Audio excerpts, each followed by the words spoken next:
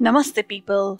Welcome to Shweta's basket. My name is Shweta and this is my basket, which are very lovingly packed with goodies like short stories, poems, book, movie and restaurant reviews.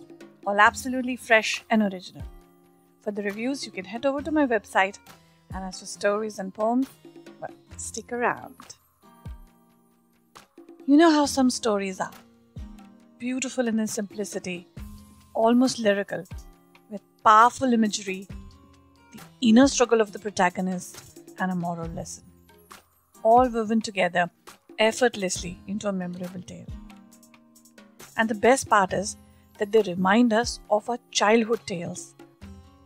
The more I read or listen to such stories, the more I feel this childlike happiness in me. So this particular story feels just like that to me. Let me know if you feel the same or if you have a different perspective. So this particular story is titled The Storytellers, written by Vijay Krishna Amaraneni. He is an accountant, a dreamer, who wishes to lead a happy and contented life. The best thing about him is he knows what to say to encourage and motivate people. He will make a great leader one day. And he's on his way to IIM Kolkata soon. We wish you all the best, Vijay. So this is his story, The Storytellers, and this is how it goes. The huts in the village were empty. Cattle, chewing cud at leisure, lay relaxed in the bayers. One would wonder if the cattle too knew that today was the harvest festival and the humans were busy with rituals rather than labor. At the ritualistic pit fire, the rhythm of the drumbeat and the performance of the dancers spread joy. The village masses spent the day reveling in food and drink. As dusk approached, two strangers, a man and a woman, were introduced by the chieftain. The strangers claimed to have come from a land far away and took center stage at the celebrations. The man led the show, while his charming partner played the lute in tune with the ebb and flow of his sonorous voice. Narrating fables filled with triumphant noble heroes and wicked demons, they transported the audience to new worlds, unknown frontiers, battles and victories. Their show continued well into the night and concluded to rapturous applause from the audience. After the festivities, the crowd retired to their huts, leaving gifts and food behind. A day full of revelry left people tired and intoxicated. In no time, the fire pit was empty. Under the clear night sky with twinkling stars and a soothing breeze for company, the man and his partner relished their meal provided by the villagers. After that, the tired duo just wanted to rest, but a band of juvenile ruffians surrounded them. "We want a private show," the meanest-looking one amongst them demanded. "My apologies, but that is not possible. We wish to retire," the man answered politely. "Do you want us to beat you up? Then your girl will give us company alone." An evil grin spread across the mean face. "We are here as your chieftain's guests. He may not be pleased, knowing that we were troubled," said the man. "He's probably too drunk to move a finger. If you deny us, there'll be no trace of you by morning." The man peered at the faces in the group, who by now had encircled him, and sighed. He glanced at his partner and began narrating a story. "Many summers ago, in a faraway land, a village lay hidden in the dark woods. The village was ruled by a wretched bandit, and the villagers earned their living by plundering the merchants who passed through the woods. They showed no mercy towards their victims. Anyone who protested or could not be taken for a slave was killed. During one such raid, the bandits intercepted a caravan. In one of the wagons was a merchant traveling with his beautiful wife and a young son. The bandits' chief murdered the merchant and was about to strike their son when the wife fell at his feet, begging for her 4-year-old son's life. Taking a fancy to the woman at his feet, the bandit ordered, "Bear me a son, woman, and I shall let your son live till mine does." The woman, swallowing her pride and grief, agreed to it. What else could she do? Which widowed mother would leave a chance to save her child? The bandits took her to the village and warned her. "Only 2 rules in here. Follow the chief's orders and do not step into the forest on the west side." There were very few women at the village. Most of them had been born there, and the others were prizes taken by men, the spoils of their loot. Men taken as prisoners were either executed in cruel games or forced into the west forest. The chief claimed that it was an oblation. The villagers believed that there was a great power that called for human sacrifice residing in the forest to the west. None who ventured into that path ever returned. The initial days in the village were dreadful.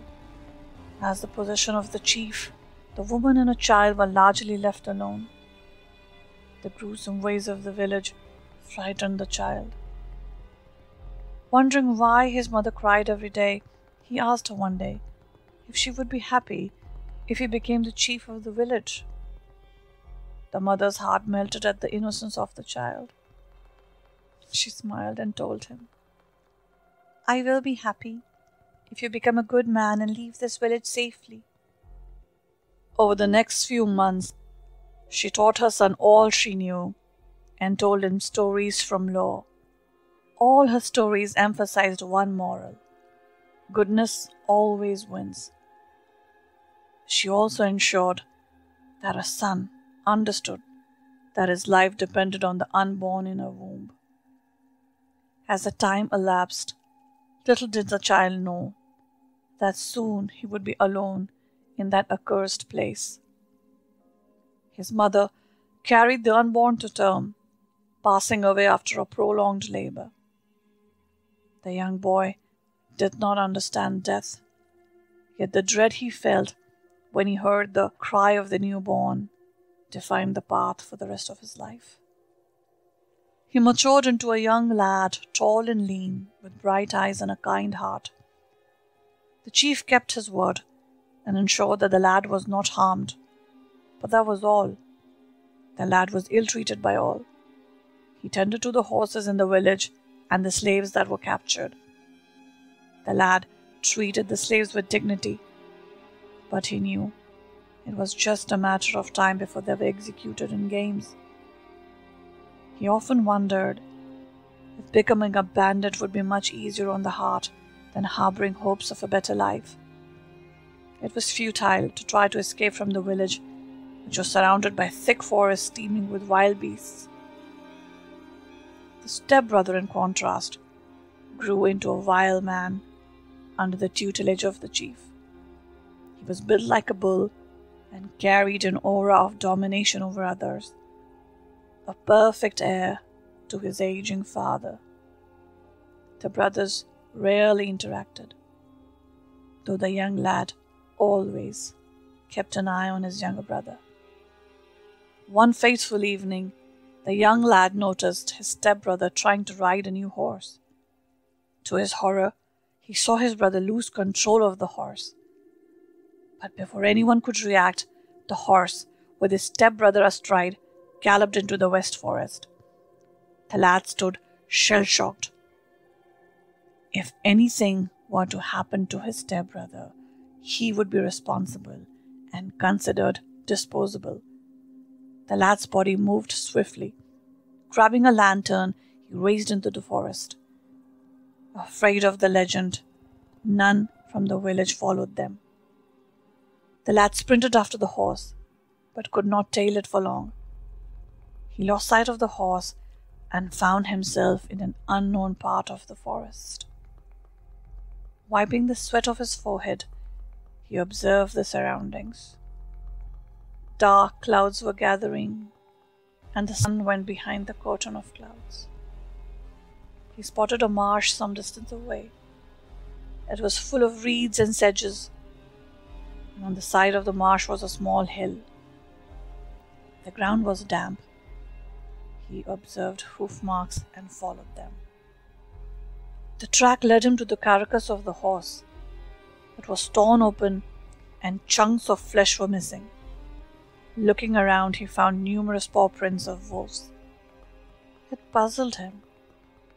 The kill was fresh, but he failed to spot any wolves. Did the wolves kill and drag him away? He wondered. The lad could not return to the village without finding his brother. So he proceeded further into the forest, towards the swamp. And that brings me to the end of this episode. I know. It's only the end of the episode, guys, not of the story. Ouch! Ouch! Yes, I can feel that. All those sturdy glances, disgruntled looks, and some cuss words too. Join me next Friday, and I promise to finish the story then. In the meantime, you can write to me and tell me how horrible I am for leaving the story in between. My email ID is shweta@shwetasbasket.com, and you can find that in the episode description as well. Now, how do I ask you guys to visit my website www.shwetasbasket.com for more stories, poems and reviews? And how do I tell you that you can get in touch with me on Facebook and Instagram? My handle is Shweta's Basket. But I can definitely say one thing. I hope you caught my previous episodes. And I know for sure that you won't want to miss the next episode. So for that, please make sure that you subscribe or follow my podcast. And guys, before I leave, just a question. Do you want a website of your own? If yes, then listen on. In the meantime, this is your host, Shweta Singh, trying to escape. Till we meet again, for sure I promise, next Friday on the air. Bye for now.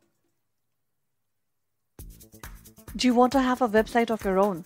Are you a writer, photographer, actor, makeup artist, hairstylist, or even a tutor, singer, painter, journalist, consultant?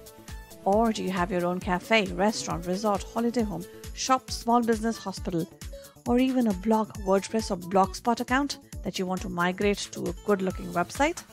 Well, look no further. The geeks will help you, and you will find them in the Geeks Room at our Tunes In. Just click on the link in the episode description. Yes, it's that simple to have a website. My website is hosted and managed by them. And want to know what I love about them? They are professional, customer pleasers, straight talkers, and very competently priced. So what are you waiting for? Your website is just a click away.